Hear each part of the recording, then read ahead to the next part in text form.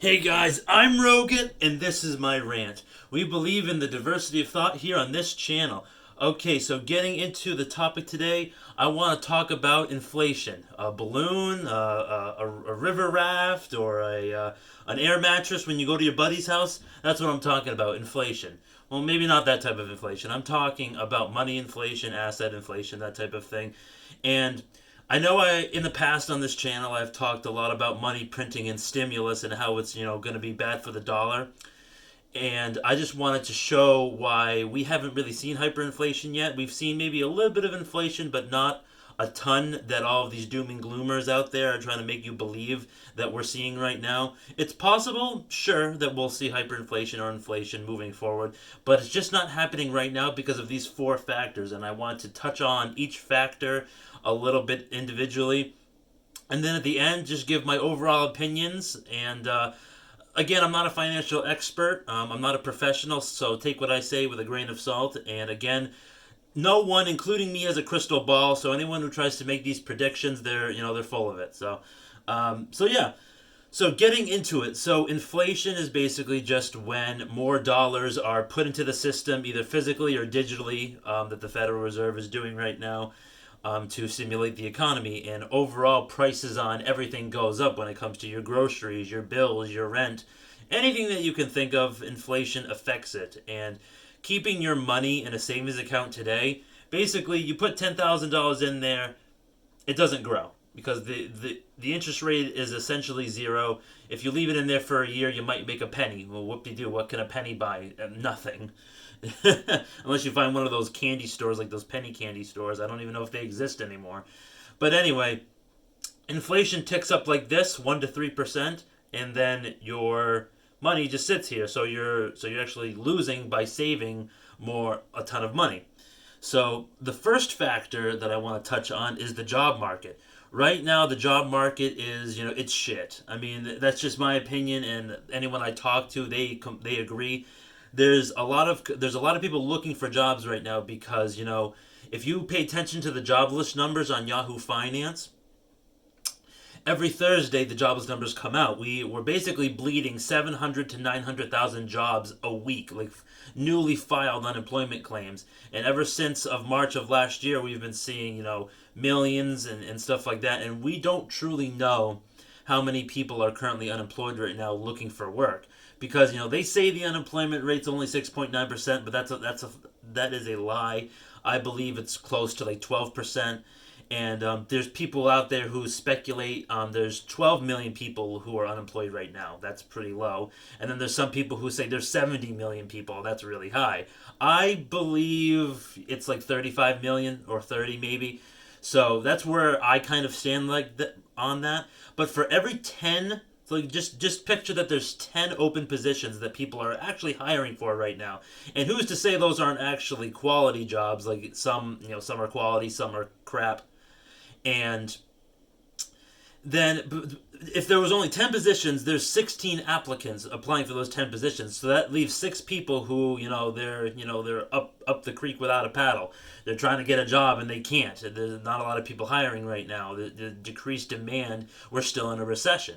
And like I've said before, this pandemic was basically the little pinprick that popped the bubble. The financial system was already on shaky grounds. Like the banks aren't in really good shape right now. They're getting tons of help from the Federal Reserve, and the banks themselves, they don't have any limits on what they can keep in their reserves. So they have even more lending power than they used to even back in 2019.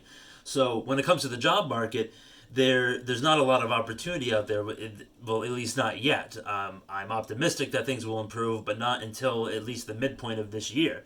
And so when there's less, so there's more competition right now to get these jobs, but less people, I believe, are looking for work.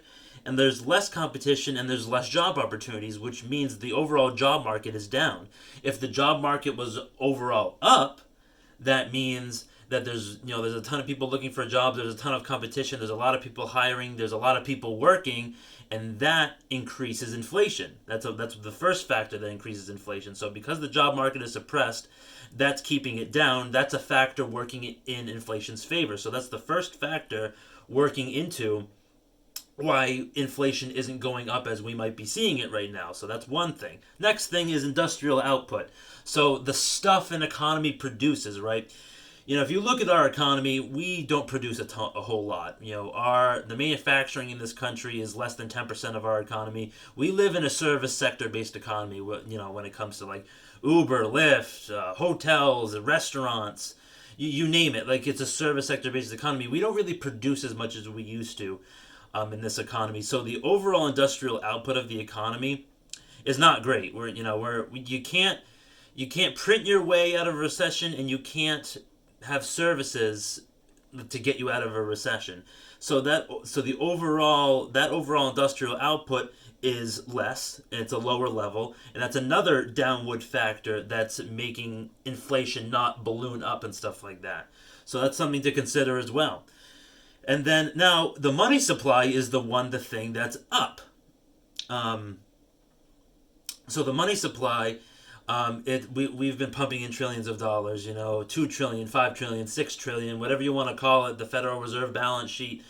The money supply is definitely going up. So that is a factor that is influencing inflation and stuff like that. So the thing I said before, the industrial output, it's kind of like it's a little even with maybe a little bit skewed toward the bottom, but still even.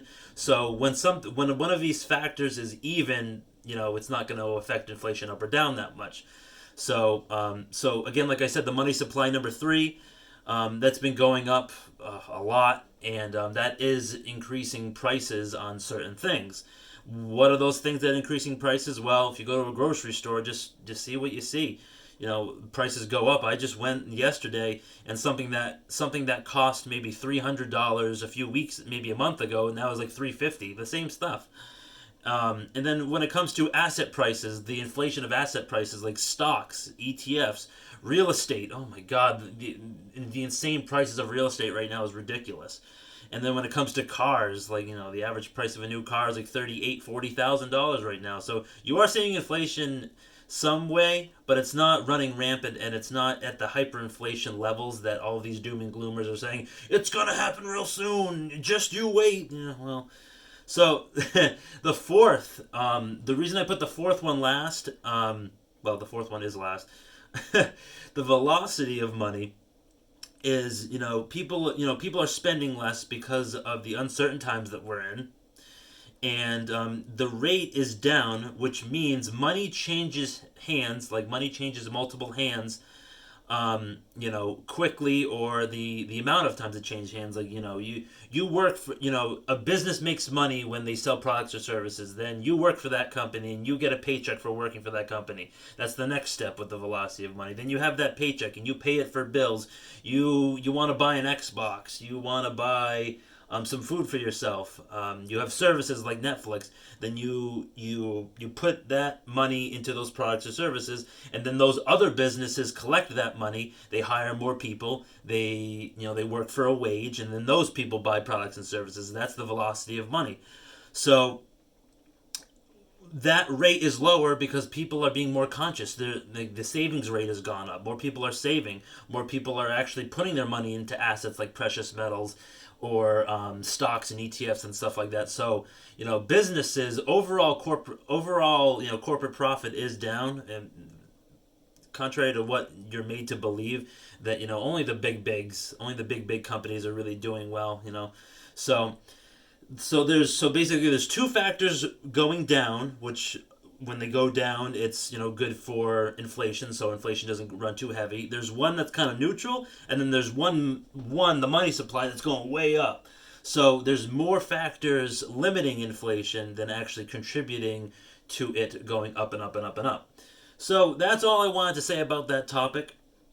Me personally, my opinion is I see inflation continuing to go up gradually and stuff like that. But if these factors all change in an upward motion, that's when you might see hyperinflation. But but the government doesn't need to print trillions and trillions of dollars if we're not in a recession anymore. But this recession could last at least another year or two, so we'll have to wait and see. So again, I don't have a crystal ball. I'm not going to make any crazy predictions, but expect to see higher prices at the grocery store. All right, so if you enjoyed that video, I want you to hit that like button. And I want you to comment down below what you think, your opinions about this. Am I wrong? Am I right? Am I full of it? Like what? Tell me what you think. And if you didn't like the video, if you didn't like my topic or my shirt or my face, just remember to smash that dislike button. It gives me a chance to improve, make better content, make more content, and then just get better overall with what I'm doing. And hit that subscribe button if you want to see more videos from this crazy guy, and that bell notification right down there. Click it, ding-a-ling, it might work, it might not. Alright guys, have a great rest of the day. I'll see you next time.